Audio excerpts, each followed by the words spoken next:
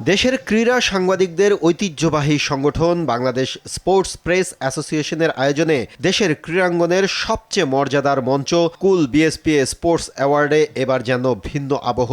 সবাইকে অবাক করে দিয়ে মঞ্চে হাজির জাতীয় ফুটবল দলের নতুন কোচ টমাস ঢুলি। এমন বড় মঞ্চে নিজেদের প্রত্যাশার কথা শুনিয়ে গেলেন হামজা সমিতদের নতুন ওস্তাদ।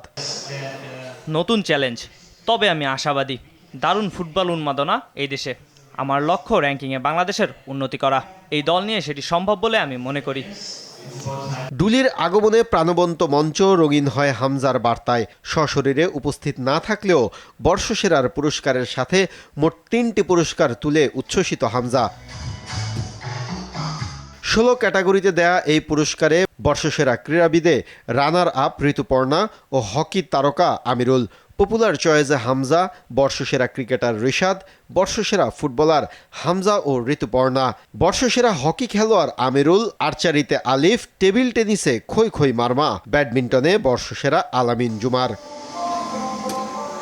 উদীয়মান ক্রীড়াবিদ রিপন মণ্ডল, বর্ষসেরা কোচ পিটার বাটলার, আম্পায়ার হকির সেলিম লাকি, বর্ষসেরা সংগঠক হয়েছেন আর্চারির কাজী রাজিবউদ্দিন আহমেদ চপল, সেরা তৃণমূলের ক্রীড়া ব্যক্তিত্ব ক্রিকেট কোচ আলমগীর কবির। এছাড়া বিশেষ সম্মাননা পেয়েছেন কাবাডির কোচ শাহনাজ পারভিন। সেরা পৃষ্ঠপোষকের পুরস্কার উঠেছে প্রাইম ব্যাংকের হাতে। সক্রিয় ফেডারেশন হিসেবে পুরস্কার পেয়েছে বাংলাদেশ কাবাডি ফেডারেশন। দেশের ক্রীড়াঙ্গনের মর্যাদাপূর্ণ এই স্বীকৃতি পেয়ে উচ্ছ্বসিত পুরস্কার প্রাপ্তরা।